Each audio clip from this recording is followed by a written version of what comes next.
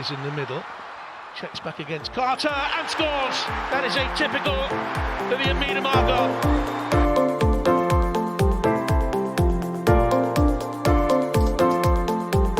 Quickly gets it back again. Oh, what a goal! Well, that sums up her season.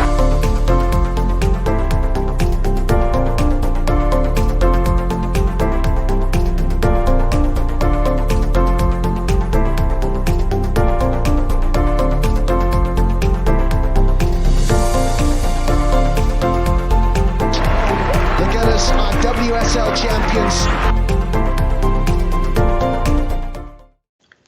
Ladies and gentlemen, this is your pilots speaking from Vic Akers Airport. I know that we've got two very important passengers with us today. Let's go to them right away. Lottie, how are you? Yeah, I'm all right. How do I put this politely? I'm not pissed off. I'm livid after last night. Other than that, I am great. I've had my hair done for the weekend and I got a fresh new style. I'm happy. How are you, mate? I'm all right. I could say there's a bit I feel a bit different after everything that's gone on, but I kind of just took it on board and just mellowed out a little bit. I think a lot of us were feeling a bit like you were yesterday. Anyway, let's talk to the other person in the cockpit, the historian of the group, Adam Salter. How are you? And the emphasis on the word cock. Yes, it's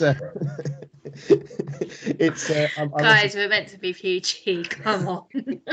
No, He couldn't resist, could he? An idiot. There's nothing else going on there. Yes, I'm half tired, so I'm running at double capacity of the internet in the room, which you can imagine how that's going to go. Interestingly, if you're playing the Adam Internet Dropout sweepstake, start your timers now. And I've got my bet in at 20-1. 21. You go 20 minutes. What about Matt? Do you reckon I can get to half an hour? I meant for it to drop out. I get 20 quid for every pound I put on. Sweepstake is you've got to say a minute, and you've got to. His timer is what? Oh no! I had 20-1 odds to wait for you to drop out any time. That's not on. I'm sure Ray Winston will step in halfway through. Anyway, yes, and give us an update on the betting. Bet in play. I don't back any gambling. I hate gambling. It's evil. No. I am shattered. I'm annoyed at the game. Well, I'm glad of the result. Annoyed, obviously, what happened. I'm sure we'll dig into. Interesting. I'm loving the headset, Matt, as you are a pilot. So I assume that means you're going to wing it tonight. Hey. The jokes will flow. It's the only thing you can be saying after the trauma of what happened. I've seen a lot. Oh yeah. Before we go any further, that is your fault. And I will elaborate on that comment later for everyone. If anybody did watch the last show, you'll know what I'm referring to. I feel I have to make it to the fence here, so I look forward to defending myself. No. When the time comes. So, yes. We'll get straight back into it with the news. So, as of last night, our very own number one and the Austrian wall, that is Manuela Zinsberger, got 100 appearances. So, congratulations, 100 appearances. That's across all competitions, and as well as her having the new contract as well. Looking forward to as many as we can with her now. Yeah. Thoughts? With definitely, it's exciting times. She's one of the players I do enjoy watching. She's always got time for fans. I mean, when she came out at Crystal Palace, we were singing for her. She came out for the warm-up semi-finals. She saw us, she recognised the flag. So, yeah, no, massive congratulations to her. Adam, anything to add? Well, on Zinsberger, I'm really, really happy for her because I didn't think she'd last this long. I'm just now, and I think and now you're shocked, Lottie, but you have to understand, for those of us who have watched women's football, so the Arsenal women longer than you, Manu Zinsberger wasn't originally this good. She was a bit flappy. She was a bit error prone, especially with her feet. There was a few times she got the ball taken off her toes. There was the 11-1. We won against Bristol. That one goal was a goalkeeping error by Manu. She allowed the ball roll under her feet. But we know she's got that stinker in her like Mary Earps does. No, I've seen how bad she's been. So thank you for my facial expression. That was hook, line, and sinker. So like that that's 1-0 to Lottie tonight, Matt. Keep the scoreboard. those in the webcam, for those who aren't watching on YouTube, Lottie in a face of surprise as I was insinuating that Manu is a bad goalkeeper. She's not. It took her so long. It took her quite a while to settle, though. Certainly in the first season, Jonas was okay. Second season, Jonas has a few mistakes, but she got settled into the team, got better at her game, and I think her working with Lydia Williams when she came in, working under Jonas when he came in as manager, she's just gone from strength to strength to strength to strength to strength, and she's just a really good goalkeeper now. I think she won the Golden Glove last season. I think it was best keeper in the league. Brilliant record from the spot. It's very rare when we have an Arsenal keeper that can actually save penalties, so that's a really nice weapon to have. I'm really tough for her. I'm really glad that she stuck around and committed to the future. Stay with us. She's now got another really good goalkeeper, Sabrina, to sort of work off. And that I think is also very important as well for a goalkeeper, because it's not a role that you're going to easily get, say, lose your spot to unlike other positions. If you're the number one, you're playing every game, and that can sort of lead to complacency if you're not being pushed. And Sabrina, as we've seen, is pushing her, and she has to sustain that high level. And so far, she's been pretty good. She's improved so much, and I'm looking forward to seeing, hopefully another 100 appearance from her. We'll see. Just while we're talking about Manu, then, so where do you think the point of her career sort of escalating was? For me, it was the North London derby where she made that triple save. Yeah, that's that for me. Again, that was and I know it was like honestly meaningless because we were 3-0 up. The game was sort of dead. But it was if you ever get a chance to watch back on the highlights, watch it. It's amazing that she gets up and saves and saves and saves. And that was the moment I thought, yeah, that's the line in the sand. From that moment, it's like pre Manu, rusty, making mistakes. And I remember when she picked up a back pass against West Ham, and in a home game we nearly drew 2-2. Just silly things like that. Lack of concentration, not communicating properly, rushing out, crazy rushes out of goal, and leaving the team very badly exposed. A lot of crazy stuff like that. After that, it's great shot stopper, great passing, very aware, focused, great saves. Absolutely the keeper we wanted. So that for me definitely was the. Do you think she's had any special training off David Seaman? Anybody? Well, you never know. We know that Ramsdale's been working with him. Well, yes, I'm loving I'd say on that contract announcement. Congratulations to I know it's the men's team, but just shout out to Ramsdale. It's still Arsenal. It's the stuff we like to hear. Absolutely. But it won't be official till 10th of June. No, because that's when the window opens. And so, I'm loving the friendship with him and David Seaman. I'm loving that and they did that. Could we not add Manu to that mix, Matt? Can we not? I think that could be fun.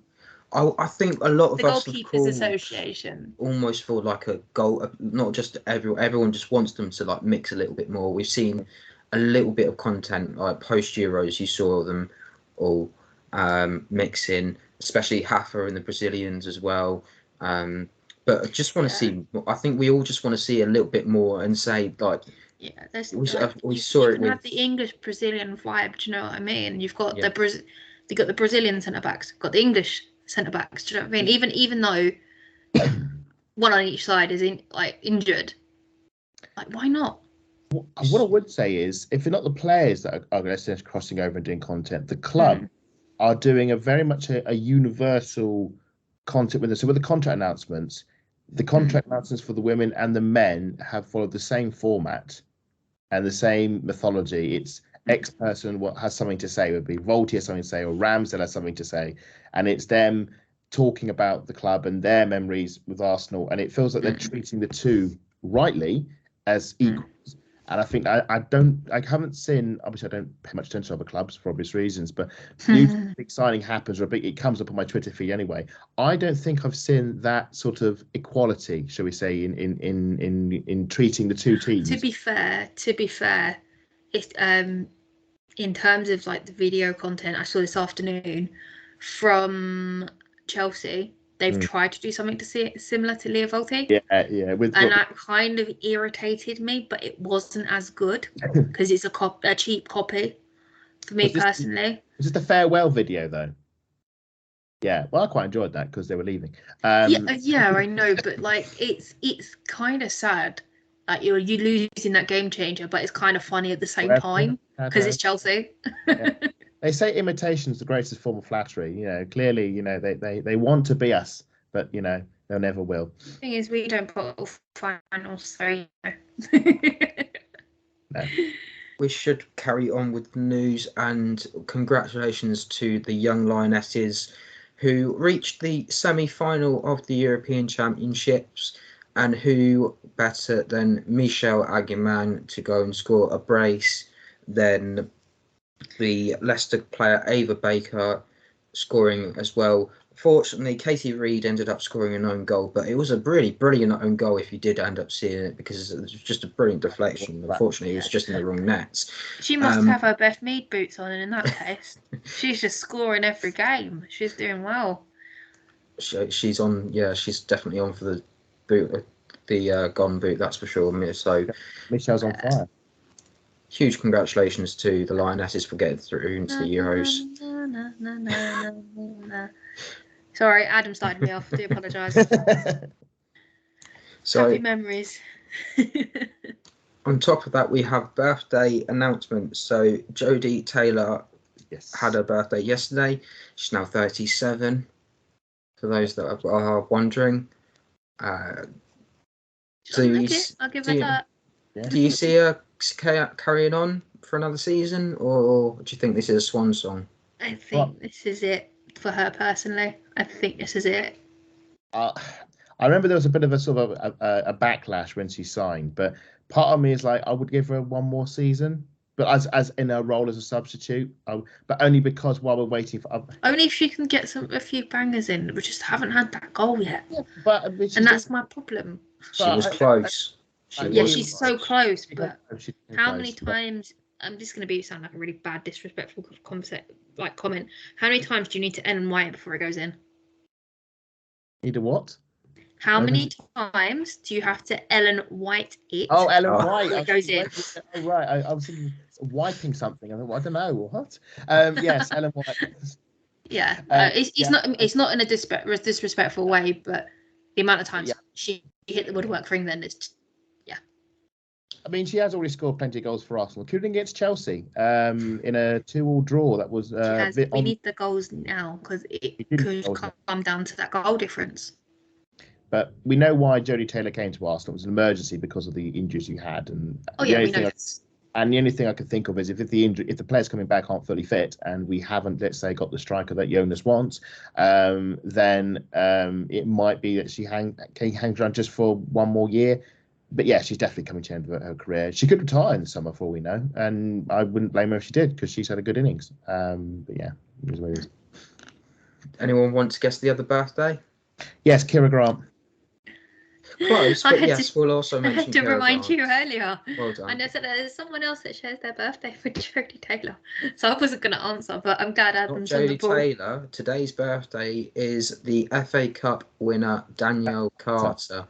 Yeah, I saw that. So Dan Carter, Dan Carter again, Arsenal legend. Last Arsenal player to score in an FA Cup final. Nope.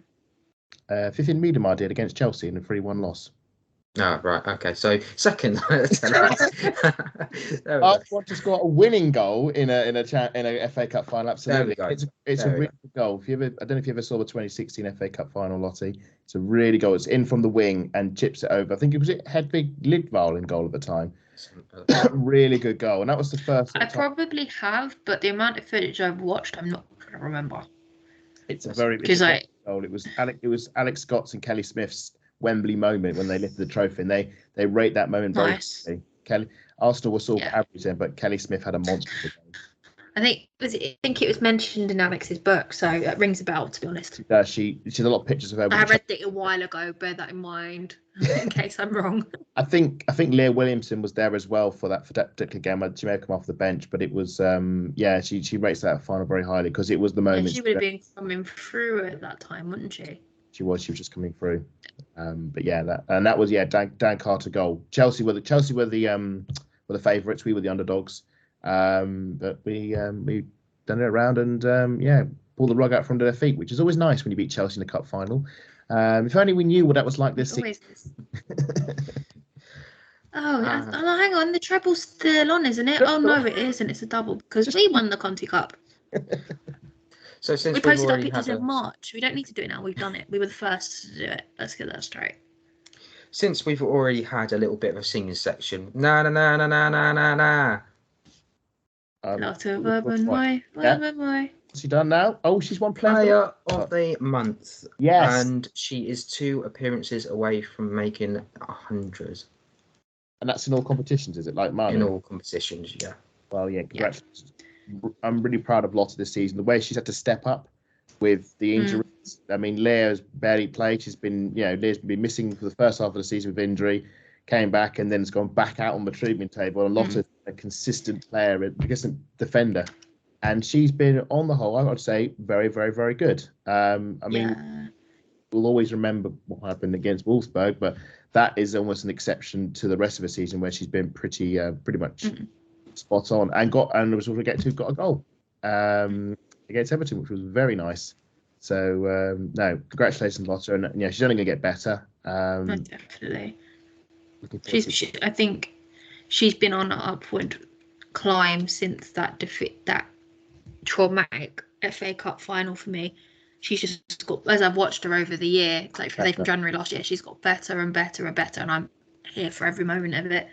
Because that my first FA Cup final left me a bit traumatised seeing Jem beating Lotta play. I was like, no, I can't watch this ever again. but it was a bad game, so I will hold my hands up for those comments. But yeah, it was a very bad game. That game, I did not enjoy that. They got torn apart. They did, but we rather turned it around the next time we played them in the cup final. So yes. Yeah, we rather. Emma Hayes made changes in the first half. It was that bad. So I like it does that because it means they're struggling and it's an indication, especially when you're watching as a neutral. Well, let's hope she's making substitutions after 5 minutes at the weekend. Bringing two extra defenders on. Full credit to Lotta. We wouldn't be where we were in the league if she hadn't been stepped in and stepped up. And I personally, I think she should be on the plane to Australia. I think Serena has to. Even if I know she could pick her for the Euros, but didn't play her, but I think she will get picked again. And I think this time with all the absentees we've got, I think she has to at least be a frequent. I think she has stepped up her game because she knows what's coming in summer. Yeah. And she wants to be on that plane, and very deservedly so. I mean, for me personally, I'd have Lotta over Esme, but Esme plays out as a fullback. I don't want to see her as a centre back ever again. No. After that Australia game, that was just traumatic. Yeah, I think. Lucky I didn't watch that one. Yeah, no, she put Esme or Morgan had her first opportunity, and it wasn't good. Well, I hope she starts, and if she doesn't start, I hope she's a frequent player that comes off the bench. I think she deserves the chance to do it, and I think she will step up. And we know she scored some big games, like Champions League quarterfinals against Wolfsburg. Yeah, exactly. When you're in dire need of a goal. Who do you call? And last but not least, Beth Mead has had an interview in the Telegraph. So this lovely enough of Mead and my stuff on Twitter to read out some of these quotes. One of my favourite ones was, I've been in touch with Laura, and she's been living with us as she is alone in a foreign country. We are probably the best people to look after her. She lives around the corner, so we decided to bring her to us so she isn't alone and we can help her. Oh, that's sweet. I love that. Also, if you ever catch it, she also did an interview with the Times as well. They were doing.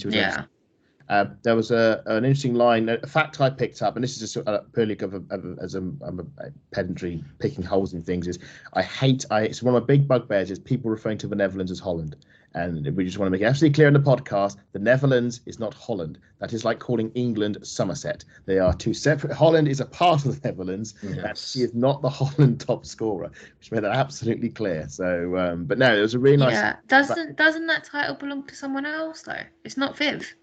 I didn't think it was Viv. It was somebody else, wasn't it? Netherlands top scorer. Yeah. No, Viv is the top scorer across men. Okay.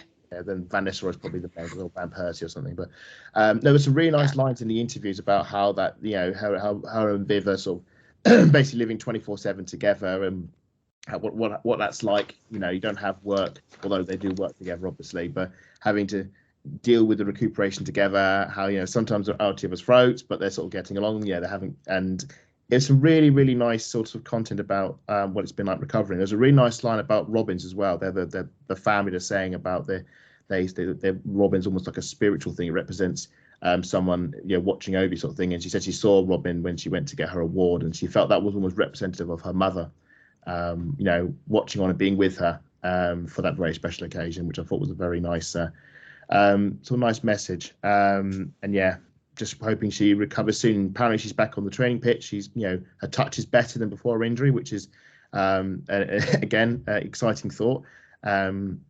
But I do fear that this season will come too soon for her, as will the World Cup. And I think going to the World Cup, no matter how well you might feel, I think would be a mistake. And I think we won't see her play until next season. There was a game. Sorry, Lottie. For me, as an Arsenal fan, I'm not putting England first. No. Stay at home. Stay at home. Stay with Viv. Stay Viv. There was a game on yesterday, and West Ham, and it was a pretty good one as well. West Ham were rubbish, and you mean the Arsenal game? I knew you were going to do that. I was thinking, I didn't watch that rubbish. I watched my. Sorry, I'm on the wrong podcast. I've got to go over to London is Blue later. Sorry. No, I haven't. Oh, I think you're going to be kicked out for Adam. Oh, I'm just doing it for Lottie's face. I can't believe you just said them 3 words. Well, only because your nails are blue, Lottie. Actually, they're teal green, but that is green. And I did just hold my nails up for the YouTubers. So audio listeners, I do apologise. I feel like I'm a referee in a boxing match. Well, I'm very upset with him at the moment. So it's like an NFL game. You're going to come in and there's been a holding on Adam Red. You got a 4th down. Anyway, so we ended up travelling to Walton Park, and as the person who had to represent the podcast, I ended up going to this one. I love going to Walton Park. That's the biggest. I don't know what the attendance was in the end. Unfortunately, I haven't been able to double check that, but I believe that is a record crowd for them this season, and it was so nice to be there. Unfortunately, I couldn't see most of the action, so I've had to watch most of the goals on the replay.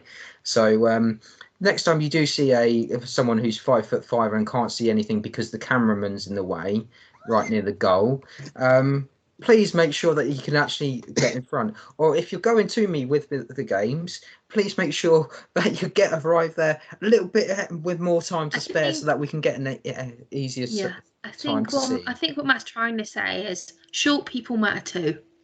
Of course they do. Short people. Yeah, we'll start a Twitter campaign now. As I should say, I've always had full respect for short people. That I've never made mockery of yourself as Yeah, okay. Yeah, okay. Just a reminder for as people. Matt has previously said before, if we wanted to knock you out, I'd have to put Matt on my shoulders to even reach. With a trench coat over the top. I'm sure I could hold you up and you punch him in the face. Either way, one of us. Anyway, this is such a face palm moment. Oh my god. Anyway, side. next time if you do go to the Walton Park next season and you go for this Arsenal Everton game, and you are short, make sure you have a footstool or something so that you can actually see above everyone else. Or platform shoes. That might be a good idea. Or stilts. Yeah. anything that makes you taller. Those things like at primary school, like an upturned bucket with string over the top, and you used to hold them at your feet and you walk. That's what you need. Just tell them. You know what? Funny enough, that's exactly what Macy was saying yesterday. She wanted a pair of them so she could actually see. So those that don't know, Macy is a friend of ours. Anyway, we should actually get into the football. Yes, that's all we've been doing. That happened. And apart from spectators, be us jumping over and having a look and all sorts, let's just get onto the game. So 28 minutes are on the clock. Everton have the ball. They're passing across the back. Stina goes and closes it down. The ball falls to Noel Moritz, who crosses it into the box, and Caitlin Ford on the volley smashes it into the back of the net. Yep, that was pretty much the description of the first goal. Pretty much. She's red, she's white, she has a Vegemite, and she's back. She's back, thank you. She's back up and running and firing on all cylinders, which I'm loving at the moment. I've actually missed Caitlin Ford, strangely, while she's been away. She's been absolutely awesome this season. So yeah, it was quite a brilliant goal. I mean, I only saw it on the replay because I was still on my way home at kickoff. 6:15 is a ridiculous kickoff time. So over here, well, UK time, I should say. I just didn't get home in time. I got home 20 minutes in. So thankfully, I did see some other ones, which I do go a bit radio rental about, which is great. No, I love the goal. When we all predicted, I mean, again, this shows how rubbish we are predicting football matches. We all predicted a tight 10. I predicted a 2-1. I think we all went something like that. I got the closest. I went for 3-1. Yes, so. But I predicted 2. I think you went. Was it 1-0 or 2-0? Yeah, I went. But Matt enjoys being wrong. Yeah, Matt enjoys being wrong. We don't. So. I don't. But if he does pick a score and if it goes wrong, you normally feel really bad, don't you? But yeah, I had for 20 minutes. It was the game I thought we were going to watch. I was watching. I was thinking Everton. They're good on the ball. We're not really imposing our game plan on them. It's a bit tough. They had some. There was a moment. I think it was. I think it might have been at 0-0 when they had a turnover actually in the edge of our box. Ball came to the edge of our box and player took a shot and it was a complete miscue. And it was a really good. Matt was probably the one I probably mean. Yeah. It was awful. It's really bad. And I thought, that was a bit of a lucky one. I thought, that could have been something there. But I always felt that Everton have thought, they lost. Is it 7-0? They lost to Chelsea when they were, Yeah. Couldn't see a 7-0 team there. I thought, they're good. They're well drilled. The thing is, with that 7-0, they weren't that bad. Well, this is were they, Matt? This is the thing. No. This is what Matt told me. It wasn't a 7-0 game. It was like, I thought, this is the Everton I was expecting. And then, as we're going to get into, this first goal, where they just collapsed completely, was incredible. So the first goal, again, it's the Jonas high press, and I was really impressed throughout the game how it kicked when we got it working. And there was a note. I think Steiner took a knock about half of the first half, and said they'll get the troops in, have a quick chat. And he mentioned the post-match how he used that time to sort of instruct them to press more aggressively, and it worked. Yeah. Everton had no answer, and that first goal came from the high press, the turnover. And this forward finish, I mean, it completely caught Ramsey out. I was, because it was such almost like there was no power in it. It was all placement. There was no like thumping. It was a post in off the post. And Ramsey's reaction to it was very bizarre. She was almost just not aware at all. She was completely caught unawares by the turnover. Ford, to get that flick in off the post from that sort of angle, fair play, very good goal, and that really was a nerve settler for me. I thought, okay, right, we've got the goal, we can concentrate now, take it easy, we can work the game. Of course, we had no idea what was set to follow after that, but yeah, got us up and running nice and in a very nice way. 33 minutes on the clock. We've got McCabe, KT McCabe. I didn't finish the rest. Yeah, I don't think the Everton defence quite understood. It was. They didn't understand their assignment, because when you watch it back, they parted like the Red Sea. No, it's like, go on, have a go. Come on. Like, there you go. And it's also a case of not wanting a dumb way to die in front of a blast like that. Because I watched the post-match interview, and apparently Jen Beattie just screamed like, yes. Shoot! And like, and then again, I am very jealous of Max. He was present for a second worldie like that. He was at Villa Park last season. You couldn't see it. You were still in the stadium. That's my point. Well, I had the McCabe worldie at Man City. So against Man City, not at Man City, against Man City. Matt's had the McCabe worldie. I had that goal too. Exactly. So that was our one. We had the Man City one, and Matt's had the Everton one. So we're one each in that one. It was a really good goal. It's interesting because I'm watching on my tablet, I'm behind the rest of the world on the feed. So on my Twitter, I'm hearing Katie McCabe Galazza. I'm thinking, really? She's taking the corner. How's that going to work? Is she doing a Steph Catley? Yeah, do you know what I've got to do? Because my stream on my mobile device is like slow, I put my phone on Do Not Disturb. I've got no notifications, so I can sit and watch in peace. That is the best way to watch it when you're streaming from your phone. But I like to tweet my thoughts live while watching it, and it's just really annoying when I go to tweet something. Think, Arsenal not doing very well, and suddenly it says, 1-0 forward. I thought, I've got to bin that idea now because something's about to happen. The goal was, again, really good. Again, high press, turnover. Everton don't clear the corner properly. We win the ball back quickly. We get caught in transition. McCabe works a space. Could the keeper do better? It's her near post. I don't know. I think there were players in the way, but yeah, if you offer McCabe the invitation to shoot from, what was it, 20, 25 yards, edge of the box with a hammer of a left foot cutting inside, I mean, you're asking for trouble. Really naive. Especially with that amount of space. I know. I mean, even if it was McCabe, the basic rule is it was worse than Frida with Brighton. Yeah. Don't give her that much space. Do your job. The rule of thumb is that you against Brighton, or do you mean against Leicester? Brighton. What, at home? Away. Oh well. Oh, that was the header. If we go back to Frida's header, yeah, and you look at the space around her, it's more or less the same as McCabe. Yeah. Sorry, I was thinking. That's what I'm saying. No worries. Sorry, don't worry. So yeah, the basic defense is when someone's lining up for a shot, you rush out, you block the shot, and the fact that there was nothing. Everton weren't coming out, they weren't trying to intercept, they weren't trying to block, they didn't see the danger. As you say, they didn't understand the assignment. And fair play to McCabe, she made them pay with a brilliant drive, bottom corner, and the floodgates were truly opened after that. Everton. There was actually, we should mention, there was one moment, I think it was just between those two goals, Everton should have equalised. And I know we've been singing Lotta's praises, but there was, and this was sort of a twin Lotta thing. She made a bit of a gaff with a long ball over top, but she makes a brilliant block, a brilliant defensive block, just as they're about to pull the trigger and equalise. So fair play to Lotta for getting back for that. She had a bit of a big game, Lotta, actually, to both ends of the pitch, but we should obviously reference that. But yeah, 2-0. You're thinking, okay, let's keep this going. And Matt, I think you're about to tell us how it's going. Just before that, so just to bring the sort of live update from the ground, that was Katie's second shot from outside the box. Oh, right. Okay. So the first one was sort of deflected. It just went sort of wide, didn't it? Yeah, and you could tell that if she was... a lot of the crowd were telling her to shoot at that time as well, because they know... Oh, we heard. We could hear them. Everyone knows. Well, Katie can score bangers outside or inside, it doesn't matter. But it was fantastic. It was a fantastic goal. And we go on a few more minutes later. 38 minutes are on the clock. Frida has a through ball to Katie McCabe on the wing, who then puts in a long cross and it's aimed at Stina.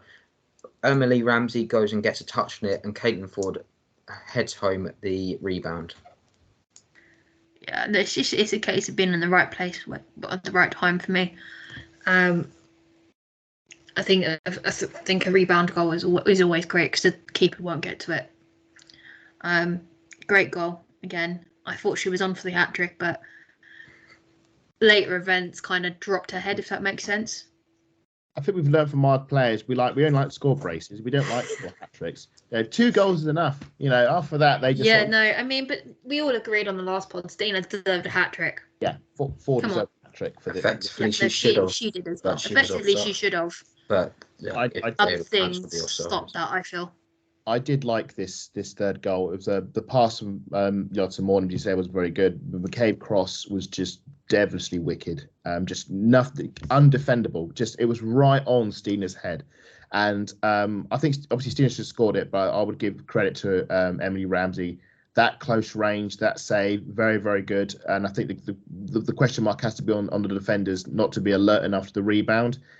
Ford had so much time and just space. She just literally fell at her head, and all she had to do was just nod it, and it went in. There was no. I don't know where the defenders were. They should, because again they're not sensing the danger. Yes, the keeper made a great save, but you have to be alert to think, where's the ball going to land? Who can it land to? Ford is just there. No one is near her, and she just, I'll just nod it in the net. There's no one there. So fair play to Arsenal for getting the goal, but again, the Everton defence just melted away. There was no one there. And yes, at that point you're thinking, right, I'm thinking another repeat of the 7-0. I'm thinking, yes, we could get 5-0 before half time if we crank this up, and it's not even 40 minutes at this point, and we're already 3-0 up, which is ridiculous. It's great, but it's also a bit ridiculous. So last of the Arsenal goals, Katie McCabe has a free kick on 41 minutes. A lovely little ball, and who's on the end of it? But we've already talked about her already, and it's Lotta Weaver-Mai. Thing is, it's although she sort of made the error earlier, it kind of makes up for it. So it's like cancels itself out for me personally. It was for me when I first saw it going. I was obviously live on another channel. I went, that is Leah Williamson-esque for me. It reminded me of one of her goals from last season. I was like, yeah, Lotta's been learning how to get them in through via Leah Williamson. So it's always great when we get a Lotta goal, because obviously from last season it was my first live goal. So every time she scores, I'm like, yay! But yeah, no, it was just straight off her head and straight in the back of the net, which is what we want to see.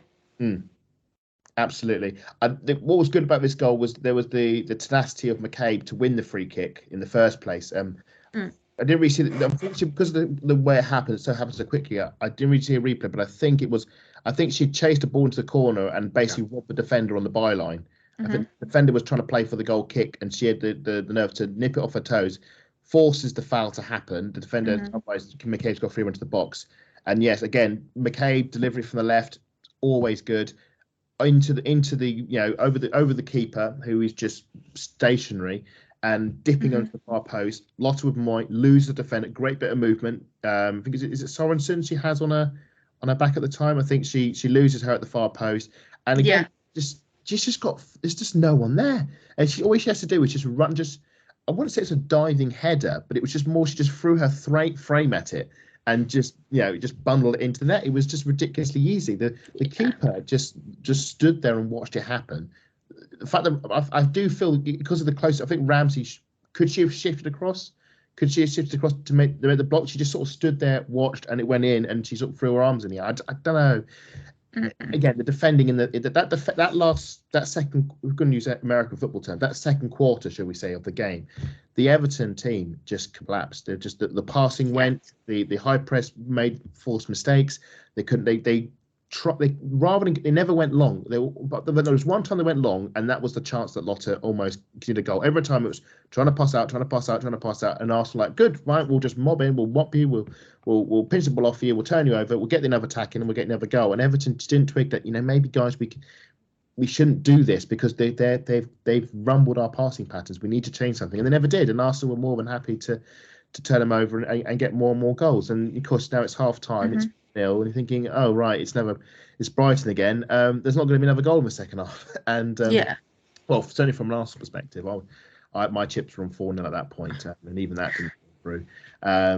It was a really, I think Jonas said after the game, he wasn't actually pleased with the performance, which I sort of get, because certainly for the first 29 minutes, we weren't great. And then we just sort of got into gear and got it working for that 20-minute period where we were absolutely great and Everton couldn't live with us. But at half time, I'm thinking, right, okay, good. 4-0, goal difference looking good, 3 points looking good. Just manage the game, play it out. We make the sub again, bringing Haffer off. This one was Jodie Taylor, for happy about the Jodie again, bringing her on. And you're just thinking, right, okay, just manage out these next 45 minutes and everything will be fine. And then things didn't go that way, unfortunately. So we will talk about the main point, but the last goal of the game went to Everton. Snoice with a header on 85 minutes. So just get your thoughts on that. I'll be honest, it was a nice header. It was a very nice header, looping into the far corner. One thing I did learn actually about Snoice, there was a chant going around the stadium which I didn't know the lyrics to, but we should have a shout out to the Everton fans. They were amazing. The fans at Walton Park. Oh, you're on mute, Lottie. The apologies. Fans, did you hear the drums? Yes. They always have a drum. Same. I've never noticed that before. So they are fantastic, the Everton fans. They've come up with some fantastic chants, like Lucy Graham, who's changed her name to Lucy Hope because she got married in December. They've given her the Give Me Hope, Joanna.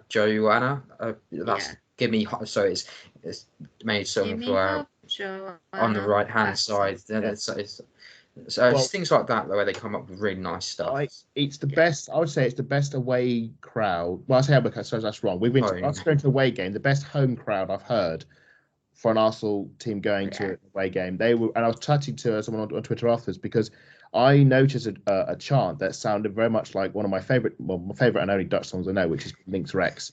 And I thought, I'm hearing this song. I thought, well, I know that song has sort of been, thought about maybe with the Arsenal fans. We're not really sure how we're going to do it or when we're going to do it. I'm hearing this song go, thinking, well, what on earth is this all about? Because I don't think it's our team. And it was the Everton, because I didn't realise that Everton's Snoise was a Dutch striker, and it was a chant devoted to her. And they got the drums going, and they were singing it constantly. And I thought, this is really good. This is really, really, really good. And someone was saying, yeah, we got a drum in, and that's really helping with the beats and the music. Obviously, at the Meadow Park, all we got is stamping and crashing on the stadium walls. But no, massive shout out to don't worry, the Ashburton Army are coming with their drum next season. Yeah, well, just in case you didn't know. Yeah, well, let's just move on. PG. So yeah, I know. Oh no. Oh no. Adam, 40 minutes are on the clock there. Oh, So you actually lasted a bit longer. hey. It feels a bit bad. 200 quid from the bookies for me. Because he's just making a really good point. That's a real shame, actually, because... Yeah. Oh, Oh, no, no, hang on. No, you're he good. moved again. He's back. Yeah, no, it's fine. It's the usual. It's just a pop-up. Yes, I know it's not a podcast, but I was going to say shout out to Everton fans. They're amazing. And we need more WSL clubs fans to replicate what they've done and built up that support, because that doesn't happen overnight. That takes seasons, that takes months, that takes planning, that takes singing sections. And, I know obviously I'm going to blow the Arsenal trumpet and say we're pretty good, but I think Everton are doing pretty well as well. And fair play to them. And the fans, at least, deserve that goal at the end. Something to cheer about, because they were cheering that player's name throughout the whole game, and she awarded them with a goal at the end, and it was a nice consolation. Okay, so we'll come onto the really big point now. So, unfortunately, there was an injury, and it so happens to be one of my favourite players. And so just from my perspective, Leah Volti... Hang on. You, Adam, this is your fault. Right. This is your fault, and I have clipped it for anybody who wants it on Twitter from the last show. You do not get a cop-out because it is not an ACL. You said the I word. Right. Okay. This is firstly, my defense. Firstly, if you watch the clip back, you'll notice the audio cuts out in the middle, so you don't actually hear everything I said. So I'm pretty sure there was something there that mitigates me, but I can't prove it. What I also said, it's on YouTube, and then all the audio podcasts. What I was not doing is trying to jinx something. Well, I was actually making a point, and I think that point is actually even more valid now, given what's happened. And my point was that Leah Volti is... Yeah, no, I completely understood that. We understood that. I'm giving you that, but you said the I word and Leah's name in the same sentence. Clearly, I have a superpower where I can predict subconsciously when a player's about to be injured. It's the worst superpower possible. That's just what I'm saying. I need to migrate over to whatever Chelsea. it is. Well, just Chelsea to remind podcast. everybody, I have clipped from a few episodes ago. Adam said that we're going to win the league next season. I have got that clipped. I think that was my crazy prediction when I also said, and I also said that every... Yeah, because you sat there in the whole podcast saying, oh, they're going to score now, and then they scored. So, I'll be honest, now you've done this. I was quite close when I was at the Wolfsburg game when I said they're going to score from this corner, and it wasn't that corner; it was the corner after. So these things do happen. Still a corner. It's still a goal corner. You said it. Or maybe you're no longer. I'm going to ban you on this podcast for mentioning the word clearly, to a healthy player, injury, and that player's name. You're not allowed. That is the new house rule. Clearly, it's not jinxing. It's I have football intelligence. Oh dear. Oh dear. Oh, no, I believe Adam's Wi-Fi disagreed with him there. Yeah, I'm not surprised. So, from everyone at the... I do apologise, Matt. I had to get my 50 pence worth in then. No, girl, I deserve it, and karma and all that sort of stuff. If I dare mention the injury word or the ACL word, then I deserve what comes back at me for that. Our thoughts are with you at this time, Leah Volti. It's actually, I think a lot of us on other podcasts have been talking about things like this, that sooner or later there would be an injury, and it wouldn't be an ACL. It would be something very similar to this. And just to go through the entire incident is Aggie Beever-Jones has lost the ball. She's gone for a slide tackle. It's over her ankle. Leah has screamed. And for everyone's, as soon as you hear that scream, everyone's just gone quiet. That's all you can hear is you can hear Leah. Caitlin's rushed over to like be by her head, try and calm her down, try and relax her, try and get her back into, try and get her be in that situation. You've got Jen, you've got Noelle. Do you know what? I was watching that back. Rushing over. Yeah, I was watching that back, and obviously Beever-Jones tried to go and apologise.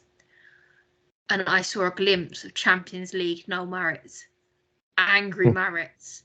But Lotta was in the middle, so Maritz couldn't get to her, so Lotta pushed her off twice to tell her to go away, and Jen is like, this is your fault.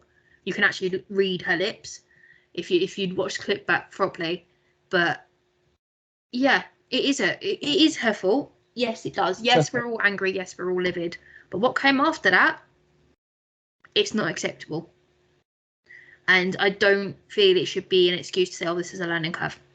19 or 29, this kind of tackle is dangerous. End of story. It's one of these, yes, you make these kind of mistakes, but then you make sure you never do it again. Because that tackle is an injury, career-ending injury, potentially, like Leah Volti. But touching wood right now, it is not. But you can be livid and upset, but you don't go and abuse a 19-year-old girl. It's not okay to be doing that. So just before we go on to talk about Aggie Beever-Jones and the actual tackle, Sherry Foster, I believe it is, the former Liverpool player, now turned referee, was in charge of this game.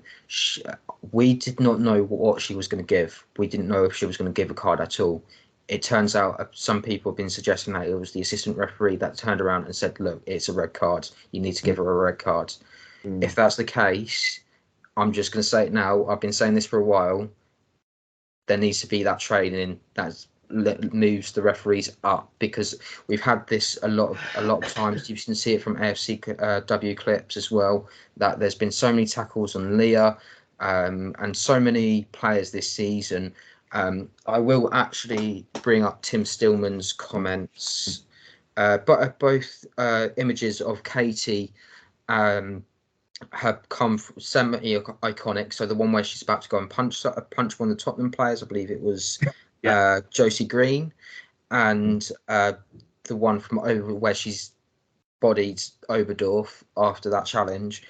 Neither Green or Oberdorf were sent off for those challenges. I don't even think this is an Arsenal thing. It's a wider women's issue with officiating, an air of permissiveness. I apologise for that stumble of words. It is a mouthful. You're doing well, Matt. Keep going. In women's football, for bad challenges in which Jonas Iver referred to last night, of course, no one should send Aggie Beever-Jones any sort of abuse. She absolutely knows it was a bad tackle and probably doesn't need much telling. In a sense, she was unlucky in one series of permitted challenges. It was a matter of time. However, I also think we should be careful not to conflate criticism with abuse or baby players. We don't need to expend more energy on defending the character of the tackler than on the player on the receiving end, not least because it just keeps amplifying the noise, i.e., this isn't in her character. She's a really nice player. I hate that. I hate that. Oh, they're not that kind of player. They're not the kind of players that. No, but that's what. Not everybody's Roy Keane. There's someone who said like, oh, no one ever goes into a challenge like wanting to hurt someone. I think except if your name's Roy Keane and the person in question is Alfie Haaland. And also there was that one. You could also use Van Nistelrooy and Martin Keown in that conversation as well. Or when Caicedo wanted to unleash a bit of retribution on Martinelli. Which he did. Which he did, exactly. Now, I'm not saying... Now, obviously, Beever-Jones, there's no way that Beever-Jones said, I want to snap Leah Volti's ankle in half. That's just stupid. I don't... But this is the thing, is I'm not saying it's like... She didn't intentionally foul, injure Volti. That doesn't therefore make her exempt from any kind of red card or criticism of her performance. And I mean criticism of her football, not personal abuse. criticism of her as a footballer, which she's absolutely not to, because when you tackle, you have a duty of care. You have a duty of care to the player that you're tackling, and obviously to make sure that they are not injured when you get the ball. And I think that goes out the window a lot. When you watch rugby union, there's a thing about tackling where you've got to make sure you don't flip them over the horizontal. That when you tackle a player, you take them down safely. You don't come upright. You don't go head to head into their face. You go low, shoulder to body. You bring them down safely. That's on you to make sure they are safe and land. Beaver Jones is when she goes to tackle Volti, she's got to aim for the ball, but she also has to make sure that she doesn't injure Volti. And it's reckless. I would say it's late. I'll argue it's late. That it's just a wild lunge for the ball, not thinking properly, not caring about Volti. Now, when I was watching it on TV, obviously where the camera is pitched at Walton Park, it's quite further away. I'm just seeing a slide tackle. I thought it was like a block on the clearance, and it's just normal. I thought, so, oh, yellow card. I thought that was okay. From the camera angles that I was subjected to with the casting, it's only when you see the replays and you see on the reverse, you see the foot go into the ankle, and they've actually got a freeze frame, and I think you can actually see it's very squeamish. You can see the boot under the leg. That I had to throw my sandwich when you put that in the WhatsApp group. I had to put my sandwich in the bin. I was like, no. Her ankle was basically wrapped under her foot. That is the best way I can describe it. I think it's an Eduardo foul on that sort of level, and should be treated as such. And I think, as Matt's absolutely right, this kind of injury has been in the post for so many times. There's so many times I see women's footballers get absolutely ploughed with horrific tackles. There's one that against Everton, Beth Mead had, when Mead got flipped over the horizontal. And the only reason her leg didn't get snapped in half is because her foot rode the tackle. If that foot was planted, it would go through. Her leg would have completely gone. The only reason Beth survived that is because her ankle flipped her over.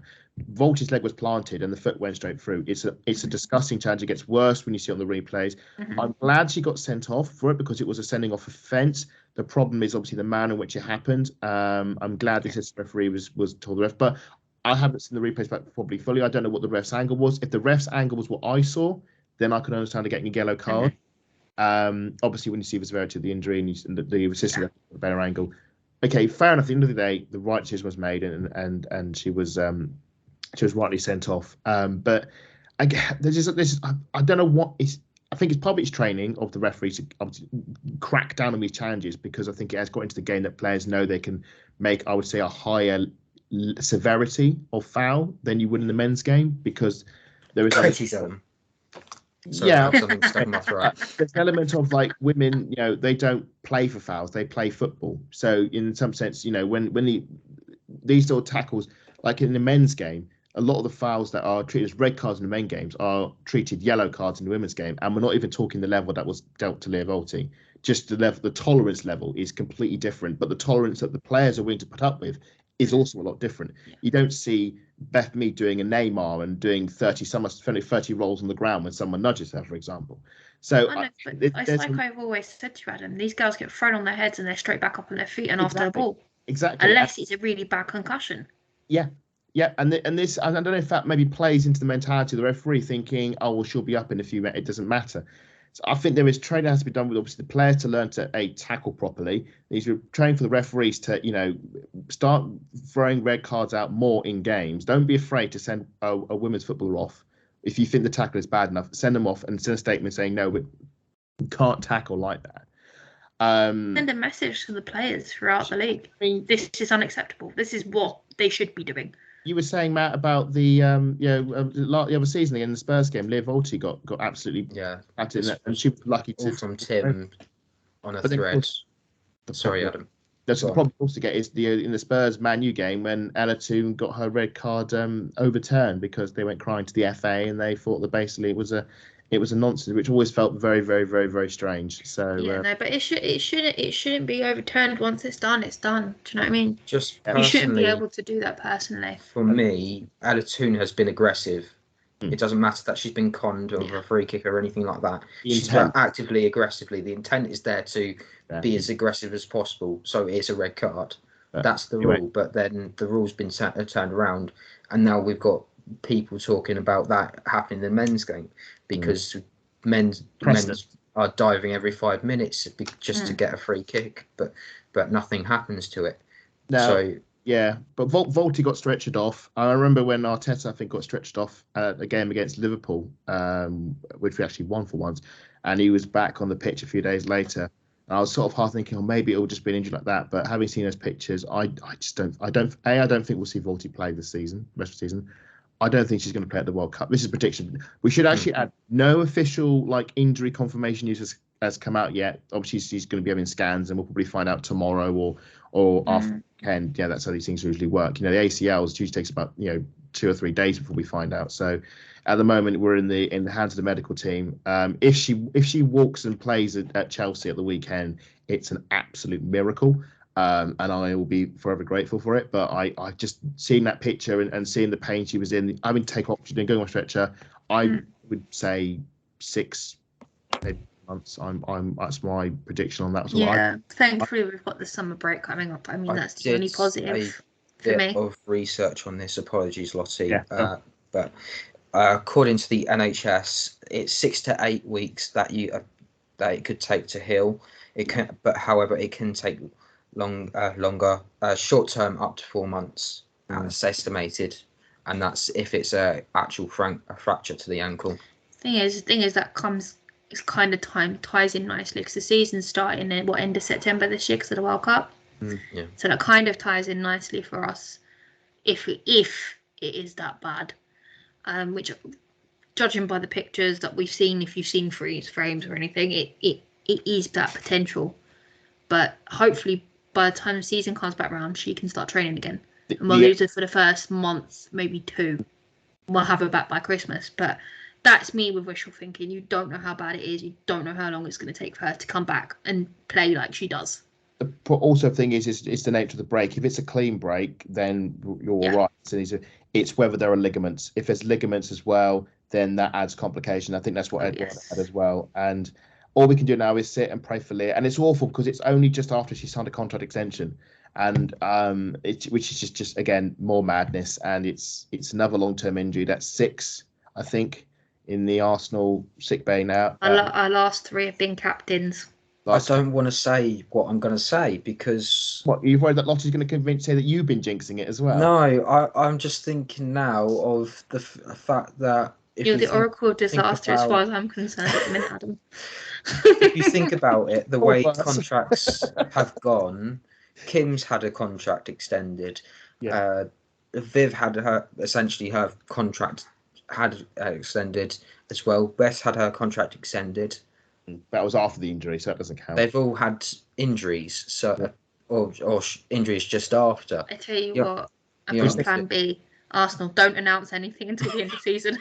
So are you saying, therefore, that Aaron Ramsdale's going to get injured against Nottingham? It only seems to be the women. I'm not saying it's the men. It seems to be the women at the moment that seems to be the problem. You just broke house rules. Stop it. Sorry, Matt. Maybe it's just timing, but it just feels like everything's going against. But power now. However, Adam made a really good point on the last podcast when we were talking about Leah's contract, was that we've got no one to really replace her. So you've got 2 questions now. How do you, if Leah's out for say the 4 months or the 6 months, how do you replace her, or would you be looking for a replacement? My question is, who do you play in the midfield? And that was the second Frida, question. Leonards and Mornham. It's going to be Palova. She's going to be the staple piece to that because of the inexperience of the other 2. Although Palova's settled in a bit better than Katrina Molakor at the moment for me personally. I don't know how we're going to do it. I mean, what we're going to do.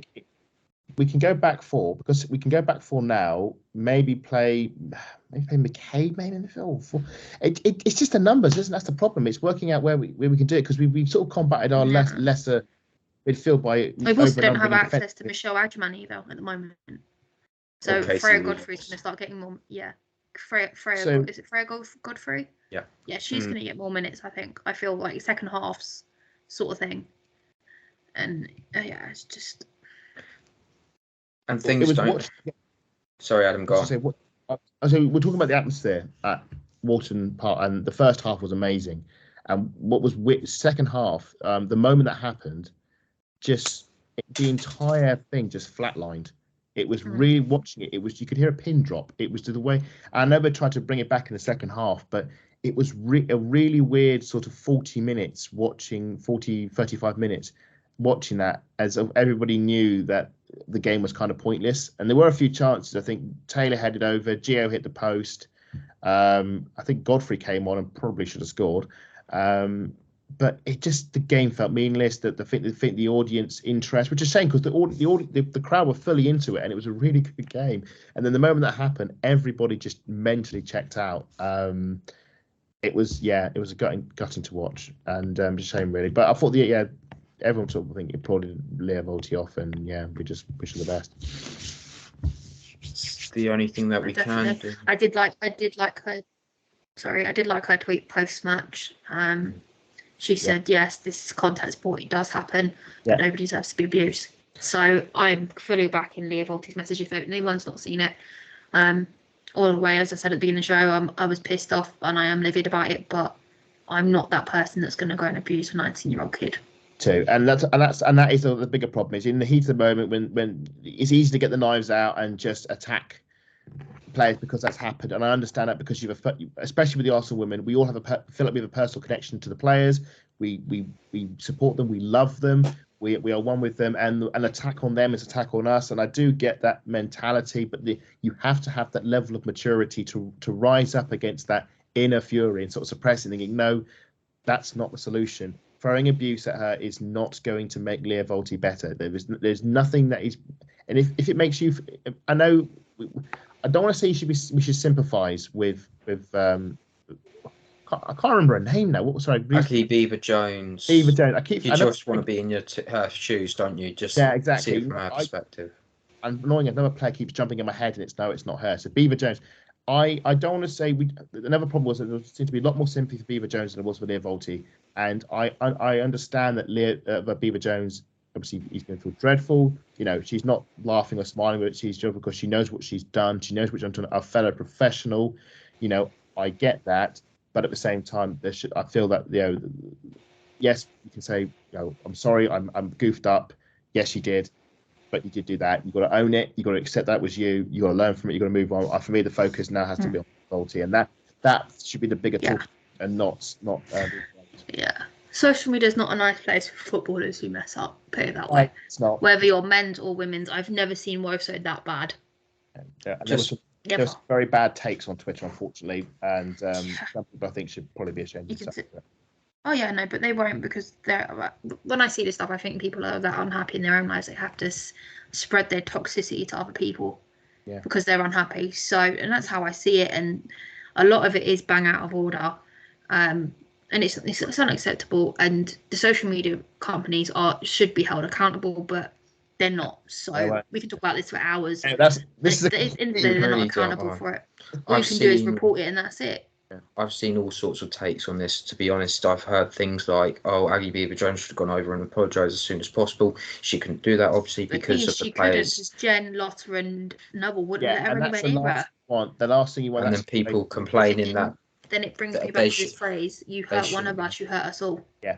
And as an Arsenal fan base, we do go after people. It's not all of us, but some people take it to the extremes. That was the other point. Sorry, Adam, would just be quick. Sorry.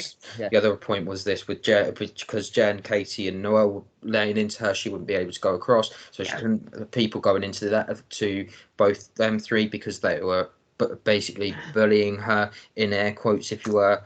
It seems ridiculous. I wouldn't say bullying. I say more it's more protection than anything. And standing up. Right. Yeah, exactly. Because if you watch that clip back and you see Palova, I think Palova's had a bit PTSD when she did it. Yeah. She threw her hands up in the air and just moved out the way. She looked mortified herself because of that tackle. Was it the playoffs? Yeah, she was guilty of. Yeah, it was back in the playoffs. I never remember that game, but that tackle. She did, yeah. Yeah. She knows what. Sort of thing. She knows what it's like to be going in and doing that. So she just threw her hands up in the air and walked away. And that's the thing. I'm really glad that the players obviously didn't overreact to try to do retribution of their own. Obviously, the right thing is you don't want a player going over. And I know she's obviously apologetic, but that's only going to wind up more because obviously in their situations the adrenaline rushes. Oh yeah, no. The thing is, you've got Leah Volti's partner there, and the rest of the team. You don't go over and apologise. That's adding gasoline to the situation. Have to do that later. That has to be yes, afterwards. That part is a learning curve. I will give her that. She's 19 years old. I will give her that. But I've got to give a massive shout out to Caitlin Ford. She did not let go of Leah's hand. And it was I was sitting there and I was like, oh my god, like it made me want to cry, and how like she just stayed with her. Absolutely top quality. And I would say credit to the Arsenal team. They managed to see the game out. That was the main thing. Get back on the bus, back down the motorway with the 3 points, and just pray for Leah. And we could see the silly goal at the end, just a consolation. We had changed the shape to the back four again. Structurally, we looked off like we did against Brighton. You know, the Everton sort of had a bit more, working a bit more. We weren't as fluent as we were in the first. So we had a few shots, but Ramsey was pretty much equal to them. I just felt by that time that the team were sort of, you could tell there was no sort of spark in the team anymore. That a lot of the efforts were tame, a lot of the efforts were routine. It was just sort of going through the motions and getting to the end. And I thought fair play to them. They managed to. They were professional. I would say it's the best way is to see that second half out. They didn't do anything stupid. They didn't do anything reckless. They we'll just manage the game, and we now look to the weekend against Chelsea, and I just don't know now. I just do not know. So last little bits on this as well. I will say a huge thank you to the Everton stewards who were able to sort out the St John ambulance as quickly as possible, and the fact that they were more responsive. If I'm honest, they were a lot quicker than when we were at the Emirates when Beth went down. They were a lot quicker when Laura went down as well at the Emirates.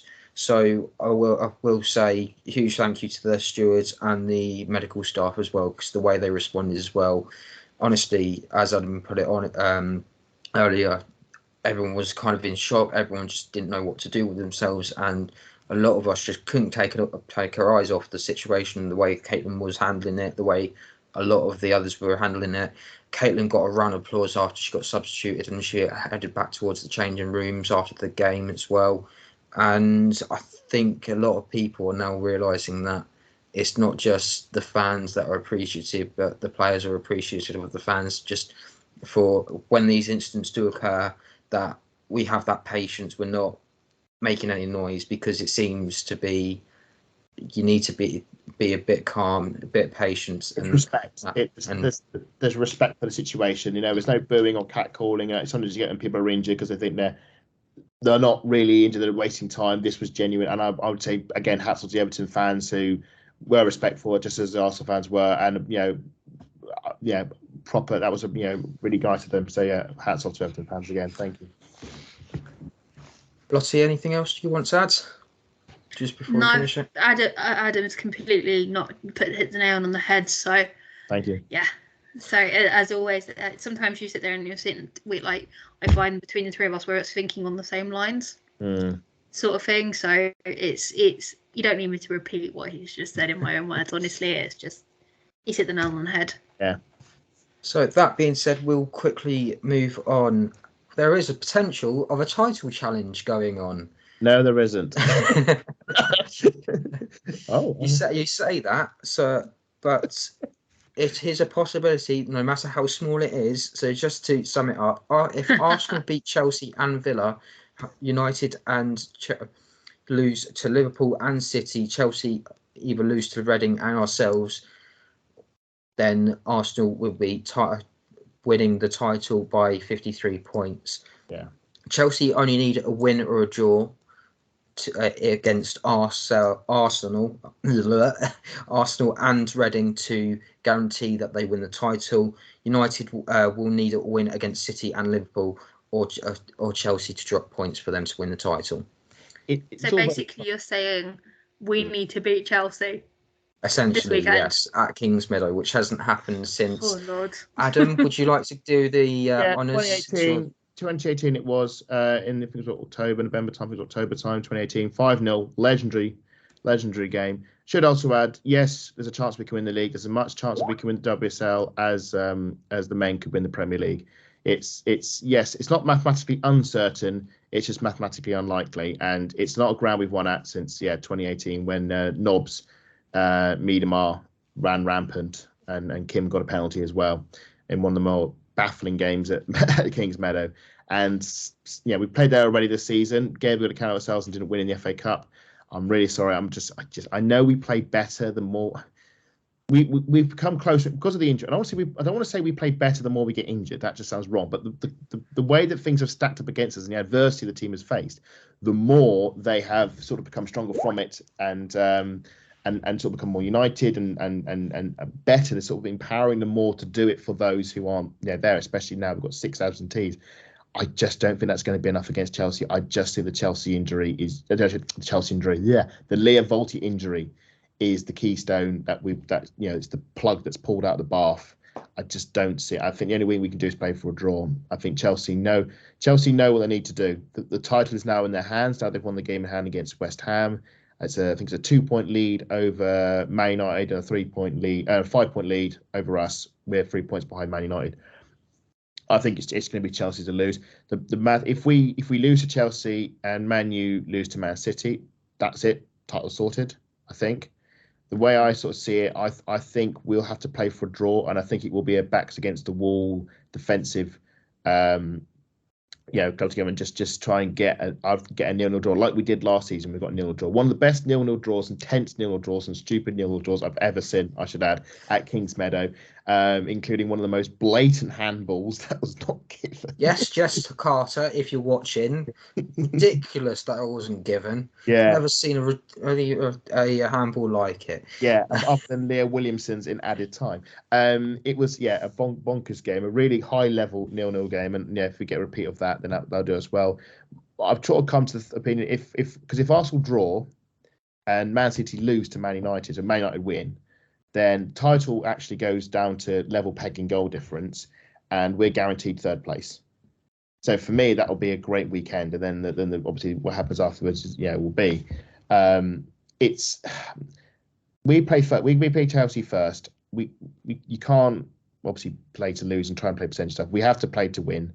I don't think we will win. I don't think we simply got the players left to win a game. I don't even know how we're going to start. I can only imagine that we'll probably start maybe Gio or Taylor on one of the wings. McCabe as a left wing back, and then Ford as a left winger, and then maybe Marnham or Plov on the right, maybe instead of. It's just the numbers are so short now. It's so difficult to sort of work out how you would do. I think it's going to have to be a Marnham and Molekul 2 with Plov on the right, Ford on the left, and Steiner up front. But we've got no defensive midfield, and this is a Chelsea team. Obviously, Harders that we now know is off, so she's going to go want to leave on a high and get another Premier League, another WSL title. Chelsea at home. I know the fans are going in force and they're going to give it their all, and we'll have to watch on. And it's just going to be another brave performance, but I think it's going to be a repeat of the game at the Lee Sports Village.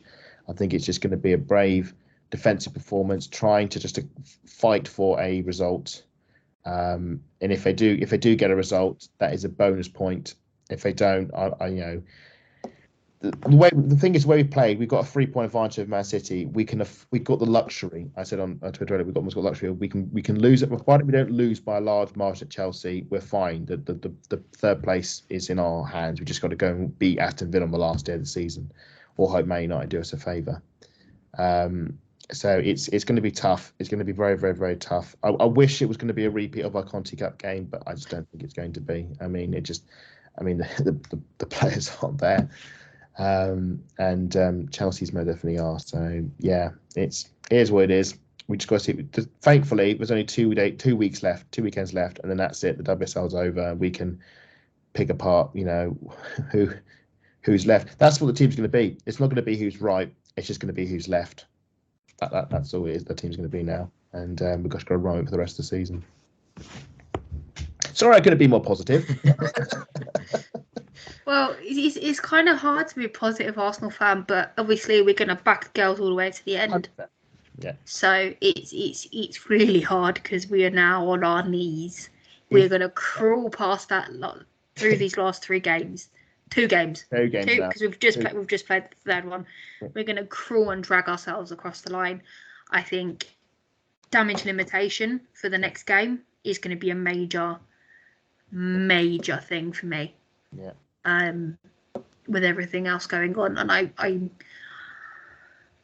want to say we have a chance with Villa, but We'll be at home, and pretty much everybody. Yeah, I know we're all going, but Yeah.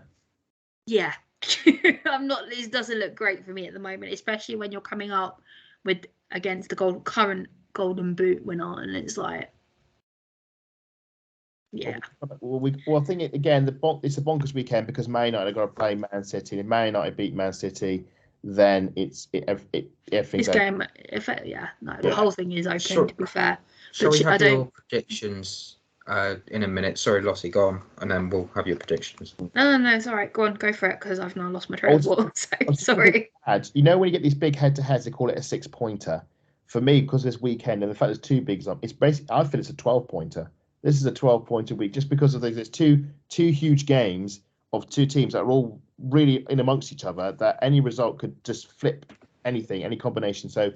Yeah. This weekend is going to be absolutely bonkers, and I don't know what result I want. I don't know what result I want to predict. We're just going to have to ride this one out and then see what state of play is. I'm leaning towards a draw for Chelsea. We'll scrape it, but if the worst should happen, minimal damage to our goal difference, please. That is all I ask. That's keeping us really ahead in the head is the goal difference. I think we will play for a 0-0 draw. That'd be nice. If we won, it's the biggest miracle since Istanbul. Just like that level of like stupidness. Like there is no logic to the fact that Arsenal could the players are amazing, but just because of the lack of depth and what Chelsea have got, that it just. We are a patchwork quilt of mishmash of players in the wrong positions, just building an 11. Whereas Chelsea could just play their starting 11 that they know who they can play in the right positions, in the right place. They play it all every season. What we're playing our hands though is how Emma Hayes wants to play it, because recently she's been extremely defensive and just punting along to Kerr. Now, if she decides to do that and think, you know what, I'm not going to take the game to Arsenal, I'm just going to be defensive and just rely on Lauren James, Gura Wrighton and Kerr for the goals, sit deep, that might play in our favour. If she thinks I'm going to go on attack and get them because I know they're on our knees, maybe not. So it'll be interesting to see how Emma Hayes plays it. I think we'll play for a 0-0. My worry is it's going to be 3-0 to Chelsea. Okay, Lottie. As I said, it's going to be a draw or a loss. I'm not predicting no score. I'm going to go. Then again, I'm hoping they prove me wrong. If it is, so. I think that Chelsea are going to win this one, but I think we're going to score. I'm going to go 2-1. But just to make sure that everyone else isn't left feeling out, let's make ourselves feel better. Tottenham play Reading on the Saturday. Up the Reading. 4:15 kick-off, for those wondering. Predictions? Well, this is interesting because this is the Tottenham gap. This is we're going to play a double header. 2-0 Reading. 2-0 Reading. I will go 2-1 Reading, but this is the interesting one because this is the Spurs game that they arranged double header at the last minute, about 15 days before the match. Yeah. Shove it at the men's game right after Spurs play. I think it's Brentford, and everybody want to come along and thinking you have not thought this through. This is a major PR move, and so it's going to be interesting to see how. It is a major PR move, but it's also going to damage what support they have. Yeah, it's going to be interesting to see how much the stadium attendance drops in between the 2 games. I think it might be worth, if we can, watch both games back to back if you're able to, and just see what the stadium looks like before and after. Because I don't think the Spurs fans are going to want to hang around for another Spurs game. So you're asking me to tolerate 180 minutes of watching Tottenham Hotspur? I'd rather watch paint dry. Thank you very much. Both of them, and then just watch the last 5 minutes of one and the first 5 of the other, and then delete immediately. I've got more important things to watch that I haven't watched in months. No. I'll have a Schadenfreude. Yeah, that's what I think it's going to be. I think it's going to be just for anyone, our audio listeners. I just gave Adam a death stare for that. Yeah, I noticed that one. So yes, 2-1. Yeah, another one. To 2-1 to Reading, but Beth England will score. Okay. Yeah. Lottie? Anything? Any Oh yeah, no, I said 2-0 Reading. Yeah. 2-0. earlier. Okay. So next Just game. getting confirmation. worries. I think this one's got a draw written all over it. And you know what? Both of these teams haven't scored a lot of goals this season, so I can just imagine a 1-1 draw. If I'm 1-1. honest. Oh, I thought you were going to go bold and say 0-0. Really, really dull it out. Okay, 1-1. So next game will be again heading back to Walton Park for Everton's last game of the season against Brighton. 1:00 on the Sunday. I think was it Brighton? Did you say it was Brighton? Yes. Brighton 2-2 from me. 2-2. Brighton didn't look too great when we played them. I'm going 2-1 Everton. Didn't they win their last game though before us? They did, didn't they? Yes. Yes. Yeah. So I'm gonna go 2-2 because they've only beat us once. I can't remember my stats. Sorry. Everton looked like they had a level of basic footballing sort of competence. Certainly for the first 20 minutes when they played us, I thought, yeah, they can match. So I think they could go better against Brighton, but they've got to show more threat. They've got to show more threat and more teeth in attack because they didn't really show anything for the first half. So, but I think 2-1. A home advantage will tip it for Everton. Yeah. I'm going to go for a 2-1 Everton. I think they'll try and end on a high. Brighton know all they need is 3 points to stay up at the moment because they are on 14 points. 16 points keeps you up this season. Aston Villa versus Liverpool at Villa Park. 2:00 kickoff. Villa Park, eh? Okay. Yeah. Ooh. How many goals will Rachel Daly score? I want a hat trick. You knew I was going to say that. Didn't you? Yeah. Oh yeah. That's why I asked. Yeah. Oh yeah. She. Now I've got no Beth Mead. She's my fantasy football captain. I ranked in 36 points times 2. Great. Now sitting nice and pretty at the top of the league. I'm gonna go 3-2 to Aston Villa. This game's gonna have goals. This game's gonna have goals. I was half thinking that because Liverpool are a weird side. They can go to Leicester and lose 4-0, and then they can beat Man City at home. Exactly. And because they're away, the odds are ever in their favour. Do you know what I mean? I will go 3-1 Aston Villa. That was my secondary. I don't think Liverpool will get that second goal. I think they might get an equaliser, and then. Do you know what the equaliser is going to be? It's going to be Missy Bo Kearns. You're doing this to spite me, aren't you? I'm going for Shanice van der Sanden. I'll go with a 4-0 what was you going to say there, Matt? I said you're doing that in spite of me because she got a mural by Anfield this week. And it was a very good mural as well. With a pair of you, as much as I enjoy you both as my friends, I also know how to wind you up and cast my fishing rod. I know I'll get a bite every single time. Just like you two do it to me. So 100%. Exactly. So I'm going to take my opportunities to get you back. Yeah. You know this. Absolutely. And I'll just keep jinxing you. So, who do you want next? You're not jinxing me, you're jinxing the team. So, who do you want next to have an ACL injury? Vote on your phones now. Can we put Sam Kerr up for vote then, please? Yes, please. Sam Kerr. So, I'm joking. I'm not that mean. I wouldn't wish that on anybody, but yeah. Who is next? Leicester at home to West Ham. Are Leicester safe yet? No, not maths. No, West Ham are safe though, aren't they? West Ham are. What I didn't realise was, I'm trying to be PG-13 here. West Ham are rubbish. Like, they are really, they haven't won a game this year in the WSL. Which I'm gonna get Leicester to spank them 4-0 again then. I'll go 3-0. I don't think they'll spank them that hard, but I think they will. That sounds wrong. Well, we did that hard. You need to get your mind out of the gutter. I know that much. I know, it's terrible. Yeah. I think it'd be 3-0. I think that Leicester win this one, and I think that probably will make them safe. I mean, fair play to Leicester. I had them down as relegated this season, and I just sort of slipped the fact that they're going down this season. Fair play to them, they've stuck up. I think we're going to have to start writing down our relegation predictions and our top of the league predictions at the beginning of the season. I called it. I said it. I called it. I don't remember. That's the problem. So we're going to have to I know I said at one point, definitely said Leicester, and I thought they were cut adrift. And shout out to Willie Kirk. He's turned them around. He's got them competitive, and they've won a few games. That's all we need to do. So I think Leicester will beat West Ham. I think it'd be interesting to see if Konchesky's there again next season, because I don't really think he's done anything when he's been at West Ham. They're staying up by default rather than by doing anything amazing, and the club aren't really doing anything great with the team. So I think Leicester will win this one and give the home fans something to cheer about. I'll go 3-0. Okay. Nice. What's he just confirmation again? 4-0. 4-0. Yeah, Yeah, one okay, more so than Adam. so I'll go 2-0 They're then. gonna score one more than you. That's just popped into my head. Sorry. Last but not least, Yes. in the worst stadium with some of the worst and most bitter fans I've ever known, and that's just the ones that are supposed to come from Manchester. Manchester United versus Man City. You give me the eyes as if to say, I'm not going. You're not going to invite me back this week. No, like